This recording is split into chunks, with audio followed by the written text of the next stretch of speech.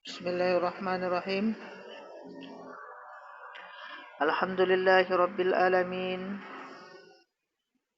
Wa bihi nasta'in ala umuri dunya waddin. Asyhadu an la ilaha illallah wahdahu la syarika lah. Wa asyhadu anna Muhammadan abduhu wa rasuluh.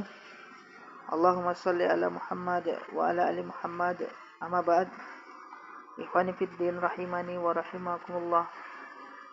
Pada kesempatan kali ini kita akan membahas syarah Bulughul Maram,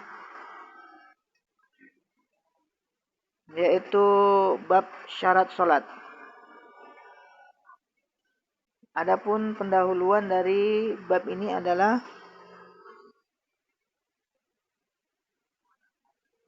syurut jamak dari syart. Secara etimologi adalah tanda. Dinamakan syarat karena ia sebagai tanda atas yang disyaratkan. Allah berfirman tentang tanda-tanda kiamat, yaitu yang artinya karena sesungguhnya telah datang tanda-tandanya, yaitu asyartuha. Quran surah Muhammad surat ke-47 ayat ke-18. Kemudian secara terminologi, syarat adalah sesuatu yang jika tidak ada maka hukum pun tidak ada. Dan adanya sesuatu tersebut tidak mengharuskan adanya hukum.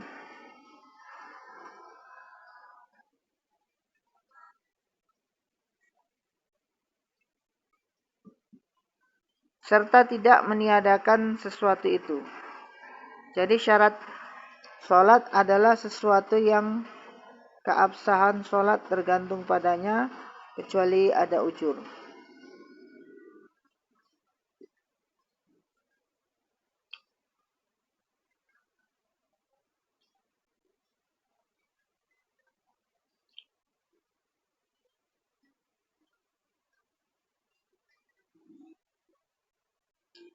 Kemudian ulama sepakat bahwa sholat memiliki beberapa syarat yang harus dipenuhi.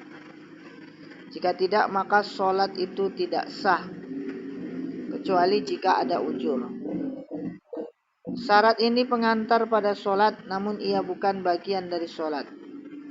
Ia hanya diwajibkan sebelum sholat dilakukan, kecuali niat. Yang afdol niat itu harus selalu ada hingga sholat selesai dilakukan. Dari sini maka syarat dan rukun itu berbeda, di mana rukun akan berakhir secara bertahap dengan tahapan sholat tersebut. Adapun syarat sah sholat itu ada 9, yaitu yang pertama Islam. Jadi orang yang Islam itu orang yang diharuskan sholat itu syaratnya adalah harus beragama Islam. Maka apabila bukan orang Islam, maka tidak wajib mengerjakan sholat. Kemudian yang kedua tamyiz,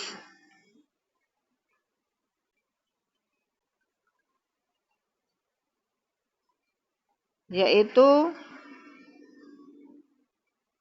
dapat membedakan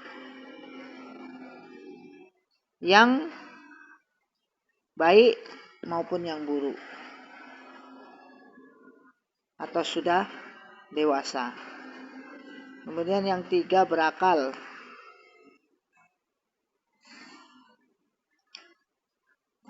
Jadi orang yang kehilangan akalnya atau orang gila tidak wajib sholat. Apabila ada 3 hal pada diri seseorang, seperti Islam, tamyiz, berakal, maka dia diwajibkan untuk mengerjakan sholat. Ketiga syarat ini harus ada pada setiap ibadah fisik, kecuali haji dan umrah. maka anak kecil dan belum tamyiz sah melakukan haji dan umroh. Keempat, sudah masuk waktunya.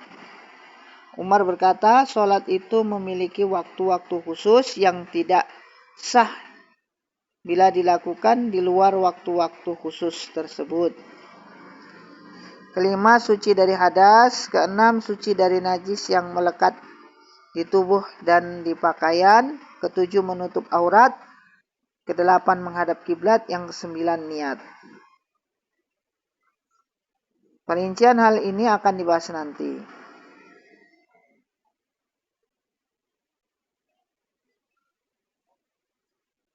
Kemudian kita masuki pembahas hadis yang membahas tentang syarat sholat.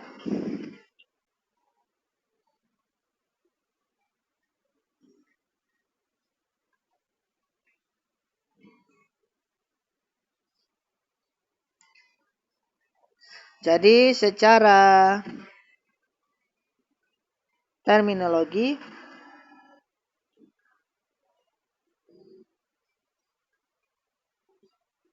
syarat adalah sesuatu yang menyebabkan seseorang itu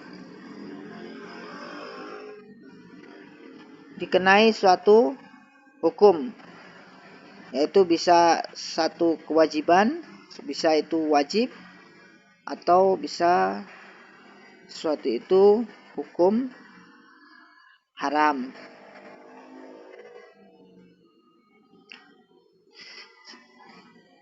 Jadi syarat itu yang menyebabkan seseorang dikenai suatu hukum. Seperti halnya syarat sholat. Jadi apabila pada diri seorang itu ada 9 syarat, sebagaimana telah kita sebutkan tadi, maka dia diwajibkan, dikenai hukum wajib untuk mengerjakan sholat. Adapun hadis yang membahas mengenai ini adalah yang pertama, hadis nomor 162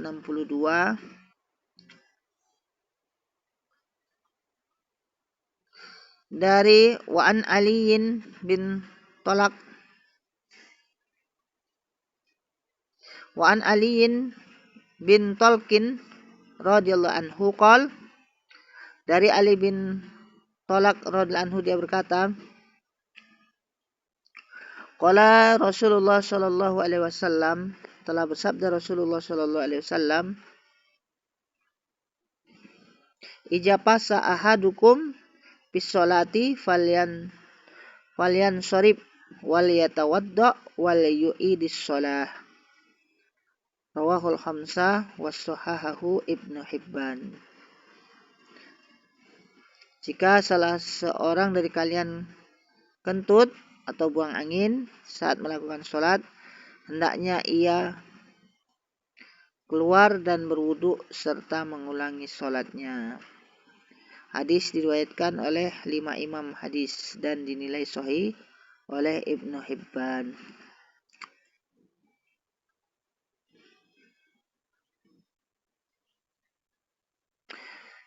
Adapun peringkat hadis di atas adalah hadis hasan. At-Tirmizi berkata hadis ini adalah hadis hasan yang dikuatkan oleh riwayat Muslim dari Abu Hurairah. Dia berkata, Rasulullah sallallahu alaihi wasallam bersabda, "Ija wajada ahadukum fi batnihi syai'a fa askala alaihi akhraja minhu amla. Fala yakhrujanna minal masjidi hatta yasma'a sautan aw yajidu rihan." Jika salah seorang dari kalian merasakan sesuatu dalam perutnya, lalu ia ragu apakah sesuatu itu kentut, yaitu buang angin keluar atau tidak, maka hendaklah ia jangan keluar dari masjid hingga ia mendengar suara atau mencium baunya. Hadis ini dinilai hasan oleh Imam Ahmad, sementara Ibnu Hibban dan Ibnu As-Sakan menilai sahih.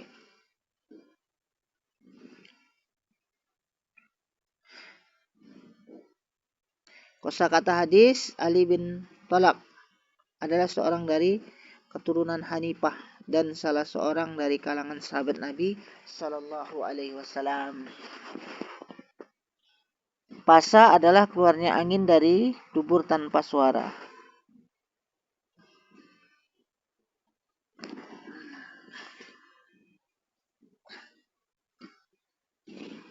Kemudian liyu idi as-shalah, huruf lam di sini berfungsi sebagai perintah untuk mengulang sholat dari awal. Adapun hal-hal penting dari hadis ini adalah yang pertama, keluarnya angin dari dubur dapat membatalkan wudhu dan sholat.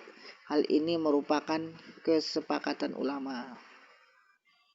Jadi buang angin atau kentut membatalkan wudhu dan sholat. Jadi apabila seseorang sholat kemudian dia buang angin, maka wudhu dan sholatnya batal. Maka dia harus berwudhu kembali dan mengulangi sholatnya dari awal. Bagi orang yang berhadas yang kedua, bagi orang yang berhadas hendaknya ia keluar dari sholatnya untuk kemudian berwudhu dan mengulangi sholatnya, karena batalnya sholat dengan adanya hadas tersebut. Ketiga, haram hukumnya bagi orang yang berhadas untuk meneruskan sholatnya.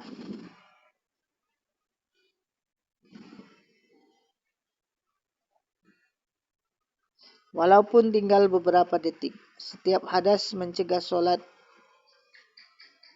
dan melanjutkannya. Karena sholat tanpa wudhu merupakan sikap meremehkan dan mempermainkan syiar agama. Jadi orang yang buang angin tetap meneruskan sholatnya, maka dia berdosa. Kemudian yang keempat, semua hadas yang dapat membatalkan wudhu maka hukumnya sama seperti keluarnya angin dari dubur atau kentut.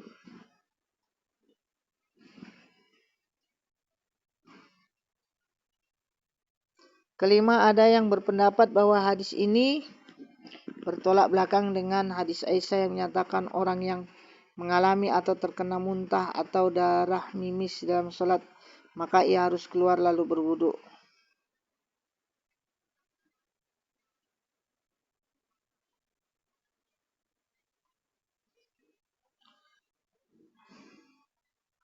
Sementara sholatnya tidak batal selama ia tidak berbicara. Sebenarnya tidak ada kontradiksi antara kedua hadis ini. Hadis yang ada di muka adalah hadis yang lebih sahih, dan jika kita memperlakukan hadis yang bertentangan, maka hadis Aisyah adalah penafian akan batalnya sholat, sementara hadis Ali bin Thalaq justru menetapkan batalnya sholat.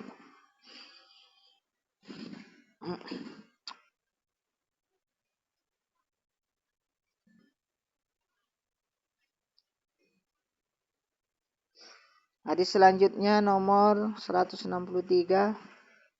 wa an Aisyah radhiyallahu anha anna Nabiy sallallahu alaihi wasallam qala la yaqbalu salata khaidin illa bihimar. Rawahul khamsa ila Nasa'i wa sahahahu Ibnu Khuzaimah.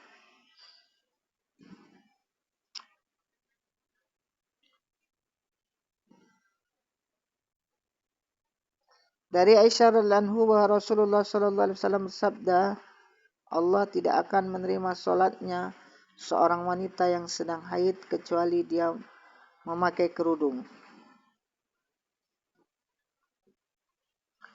Hadis riwayat 5 imam hadis kecuali An-Nasa'i. Sementara Ibnu Khuzaimah menilainya sahih.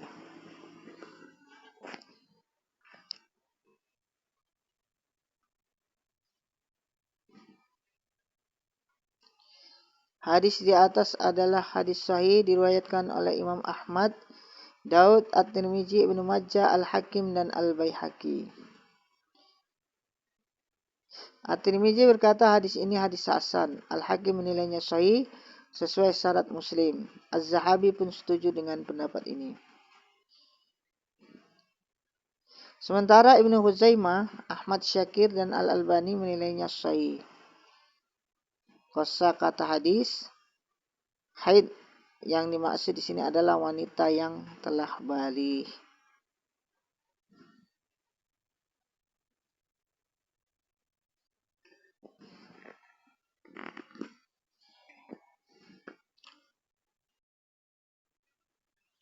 Walaupun ada yang mengalami haid tapi belum balik, maka hal ini menunjukkan jenis kelamin wanita.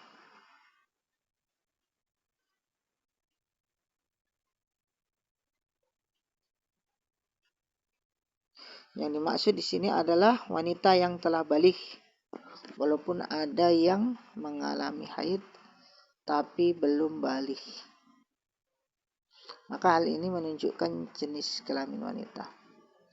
Khimar adalah kerudung yang menutup bagian kepala dan leher wanita.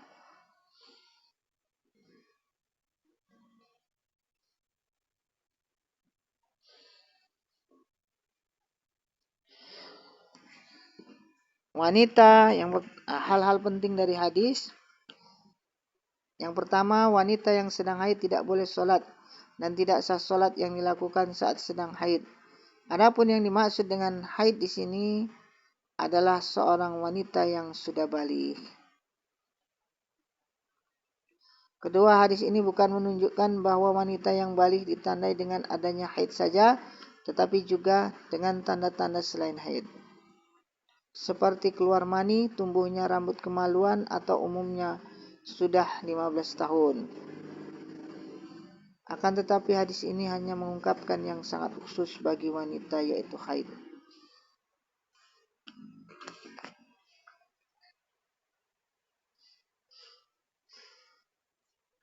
Ketiga, adanya haid merupakan tanda baliknya seorang wanita, sekalipun umumnya masih di bawah 15 tahun. Keempat, budak wanita jika ia sudah balik, maka ia telah terkena hukum syar'i seperti umumnya wanita merdeka yang sudah balik. Kelima, wajib bagi wanita untuk menutup tubuhnya, kepala dan lehernya dengan kerudung atau sejenisnya.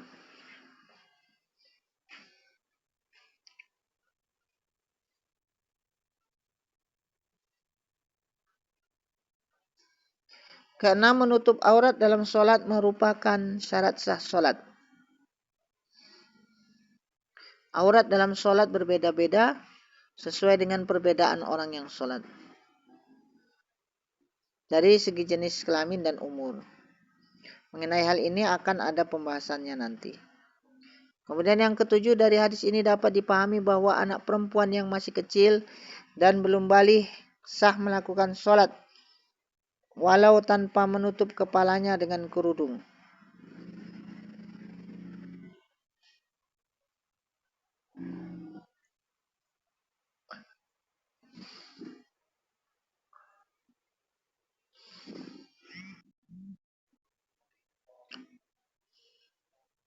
Karena auratnya lebih ringan dari wanita yang sudah balik.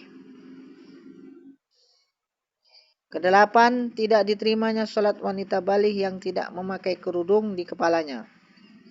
Maksudnya di sini adalah meniadakan hakikat sholat, tidak mencukupi dan tidak sah serta tidak berpahala.